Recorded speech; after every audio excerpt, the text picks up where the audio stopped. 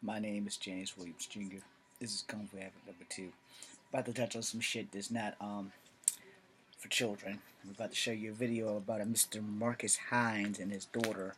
His daughter was bullied in high school by older students. Because I myself was a victim of bullying in high school, this strikes a fucking nerve.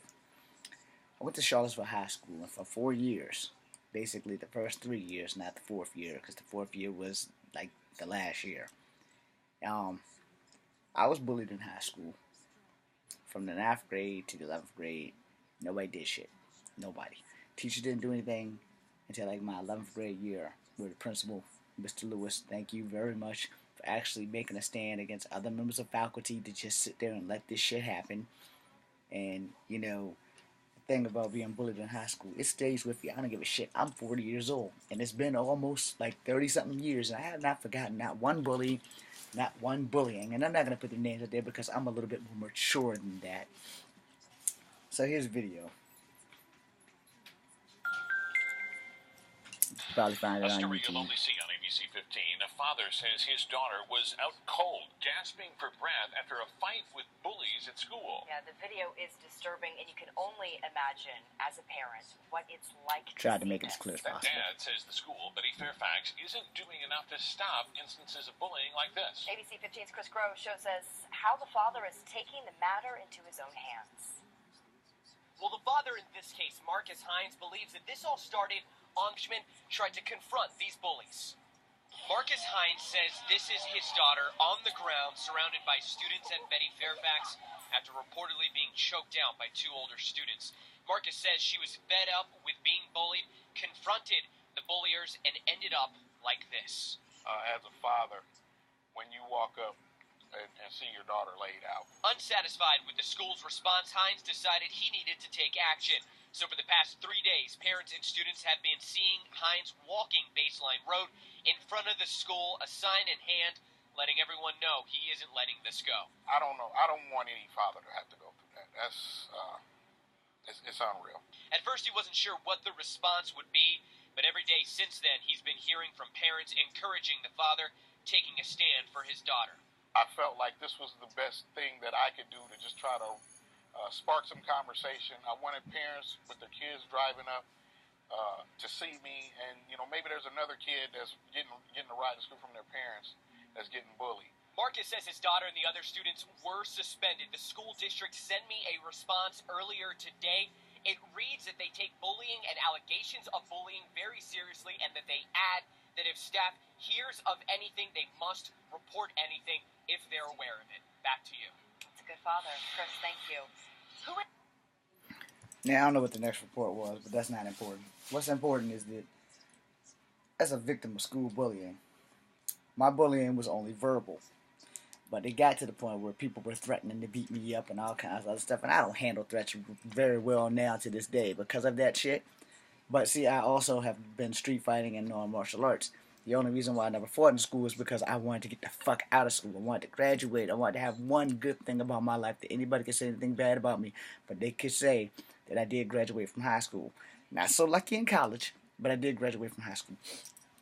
When I was bullied in high school, I took the pussy way out. Yeah, I said it. I took the pussy way out. I didn't fight because I was afraid that my mom would whoop my ass or say something or whatever.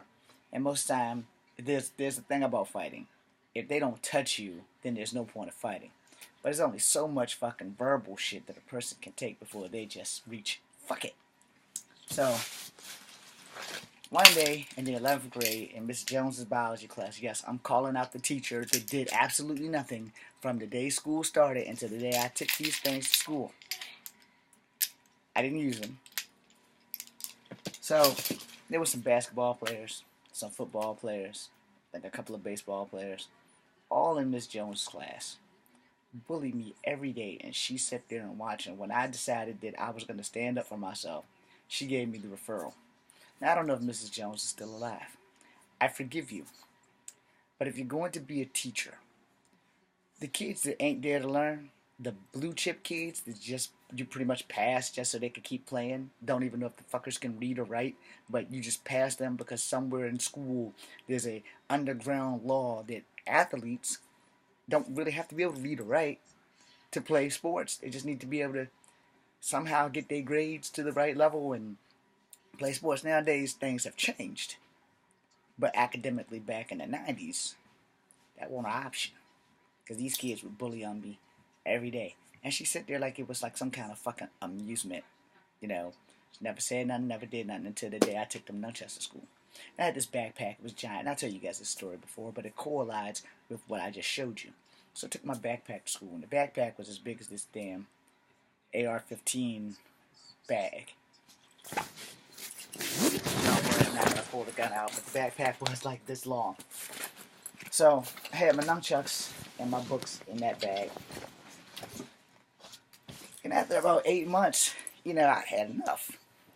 I didn't take all that kung fu shit to continue to be bullied. So I did what I had to do. Now what happened was, as the day went through with the class, they kept on picking. And I said straight up, I said, I tell y'all what's gonna happen. When this damn bell ring or chimes or whatever the hell they call, I said, every last one of y'all is gonna get fucked up. I said, y'all might whoop my ass. Y'all might even win. But you're gonna remember me. This is the last day you ever gonna fuck with me. And that damn bell rung. And I said, I ain't even gonna use these nunchucks. I wanna taste y'all blood. I said, because if I'm gonna get my ass kicked, I ain't going out by myself. At least 3 of y'all some bitches going to the hospital with me, and your football collegiate career is done. So when the bell rung, the 7 fuckers, they ran. And this is the part that pisses me off. And if you want to know why I say this, is because what kind of teacher gives the victim the fucking referral and then tries to send her to Mr. Leatherwood, I forgive you too, but you're still an asshat, and decide that we're going to make the victim suffer because the athletes was picking on him. Here's the thing on that. As a martial artist, or as a wrestler, everyone knows that those two types of people are superior athletes because we have to adapt on the fly. You play basketball, you adapt in the game. We adapt every second of life. Now, honestly, I didn't think I was going to win. But I won't gonna be bullied no goddamn more. That was all to that. So, she gave me a referral, and I said, nah, bitch. Yeah, I called her a bitch right then and there. I said, you watched them do this to me for months, and you not once said nothing to them. You let them run away from a fight that they started, and you give me the referral. I'm not going to Mr. Leatherwood. I'm going straight to Mr. Lewis because he is the principal, and y'all, I'll have to answer to him. And if he does nothing, I'll go to the school board because you sit here in this school every fucking day from the day school started and let them bully me in your class and did nothing. And then when you do something, you do the wrong damn thing. You give the innocent victim the referral. Again, Miss Jones, I forgive you, but I ain't never gonna forget it. And I hope that if you're still teaching, I hope you've actually grown a set of fucking balls to actually protect the weaker children and not the fucking high school collegiate bullies. So, I get that handled. And the very next year, I'm being bullied by a girl named Xavier Gray and a boy named Maskinarski. Now, thank you, Gordy Hay, because I would have never graduated if it wasn't for you. Because I was going to kill Maskinarski, not because he was white, but because he was taller than me, he was a freshman, and I'm a senior going out of school. And then Xavier Gray, who's black, who picked on me, but I couldn't hit her because she's a girl. Take care of that issue with other girls, because I don't have to hit a girl, but I can get girl cousins to do my dirty work for me. I won't give you their names, though. But that there video took me back. Why do you teachers do nothing? It's your job to teach children. I get that. It's not your job to take a bullet for a child. That's not what I'm saying. I ain't saying you got to take a bullet for the child. What I'm saying is, you know you're disruptive children. Throw them the fuck out of class. You ain't got to suspend them. You ain't got to give them a referral. You ain't got to give them detention. But get them the fuck out of the learning environment so that the kids that are there that want to graduate, that want to make something out of themselves, can do just that. Now, if you guys don't agree with this video, and if Mr. Leatherwood, Miss Jones, or Miss Lewis got something to say to me, bring it on. Because y'all know that y'all did that shit. No, I don't know what Miss Jones is. I don't give a damn. But as a woman, you could have at least had some heart to feel for me. I was the shortest guy in class. I was the only light-skinned guy in class, and maybe that was why you couldn't stand me, because I was mixed. But technically, in America, all black people either have Native American or white in them, because most of our ancestors were raped or kidnapped or etc. by white or Native American people. Simple as that. Read your history. Oh, I forgot. You were a biology teacher. And Mr. Lewis, he's never liked me. Not, excuse me, not Mr. Lewis. Mr. Leatherwood has never liked me from the 9th grade to the 12th grade. I don't hold animosity. I forgive them. But I ain't forgot them. And I hope that y'all have actually grown up and actually started doing the right thing and started defending the smaller children that don't bother anybody, that sits in class, that wants to graduate, that wants to become somebody.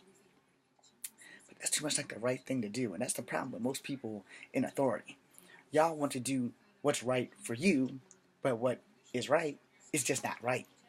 So don't do the right thing because it's the easiest thing to do. Do the right thing because it's the right thing to do. If everybody in the world did the right thing because it's the right thing to do, not when it's the easiest thing to do, the world would be a better place. Clearly, y'all didn't learn that when you all voted for Donald Trump's dumbass.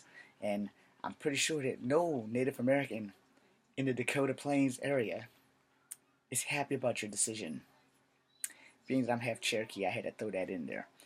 Now, in closing, I'm going to tell you this. Mr. Lewis was probably the greatest principal ever. He actually did something. He made sure that this bullying thing went into effect, that anybody was caught bullying, if it was verbal, if it was physical, their ass was expelled. Not suspended, expelled. So, when I was being bullied, Gordy Hay stopped me from fucking at Maskanarski. And Maskanarski, I don't know where you are. I don't know where Xavier Gray is. I forgive y'all. But just remember, if you have kids, I hope you see this video. I hope they see this video so that they know that their parents were not saints. So if you're playing that role and you're telling your kids, oh yeah, I never bullied anybody, Maskanarski and Xavier Gray, you're a fucking liar. Now, you're the child of Gordy Hay. Your father's a great man. I don't have children, but your father's a great man because he saved me from myself. And that's probably about the hardest thing that anybody can do for anyone else, is to save them from themselves. Alright? So, to everyone that I mentioned, I forgive y'all. I mentioned your name because that's who you are. Now, time has changed. Maybe y'all have all grown up. Maybe y'all have grown wiser.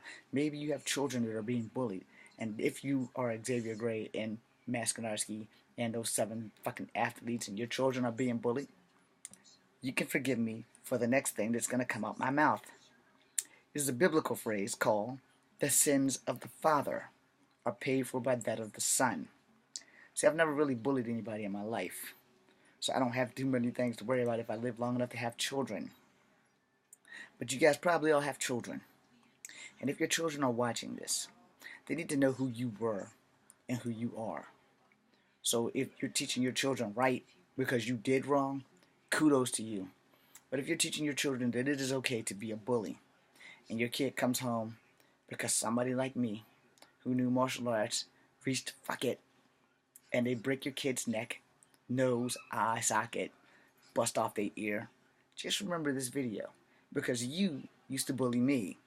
And if your kids are being bullied, then you aren't doing your damn job. Just like Miss Jones wasn't doing her damn job. Just like Mr. Leatherwood wasn't doing his job. Mr. Lewis did his job. Now, way back in the 9th grade, Mr. Freeman was a little bit of afraid, because every student in his class, except for me and a couple of women, were bigger than him. And the natural fear of a black person will keep people from doing something stupid when the black person's the size of a goddamn ogre. Or a giant. No offense to any ogres or giants that somehow have internet access and secretly live behind the veil and come out every now and again, and that includes you too, Bigfoot. Miss Pittman, she was one of my favorite teachers. She was an old woman. She really couldn't help me when I got bullied in her class. Miss Kruger really couldn't help me because she was never really in the class to see me get bullied. She got called out because her husband, and yes, his name was Freddie at the time. I don't know if they're still married, and I thank Miss Kruger a lot. When she left the room is when I decided to make my stand, because of another person being bullied who was just as small as me, unfortunately, he decided to side with the guy who was bullying him. So I'm going to close with this. And his name was Chad. I don't remember his last name, but his name was Chad. Little freckle-faced, red-haired boy. When you let your bully rule your life, they will rule your life for the rest of your life. You may get your ass kicked 150 times. But in that 150 times, you better have learned something. And in that 150th fight, you will win. Unless this asshole has a knife or a gun and he decides to take the pussy way out and shoot you. Now, my personal story has been shared here, probably more than once. But for that young lady in Phoenix, whose father's picketing, which every father should do, the problem starts when the school system hires people who don't have the authority or the capacity to lock these bullies up. The problem also starts when the school curriculum and the school system doesn't have the right manifestation to isolate the kids that cause problems and send their ass to an alternative school. Simple as that. If you get the bullies out of school, your student curriculum, your student access and success will grow. So I beg all the students and all the curriculums and all the teachers and all the school boards to listen to this one little request. Change it. I'm going to make another video. I'm James Williams Jr. Kung Fu Forever number 2. This is 17 minutes of your life that you can't get back from the independent filmmaker, the artist, the writer, the actor, the producer. He used to be a stuntman, the military veteran that you've never heard of. Thank you guys very much.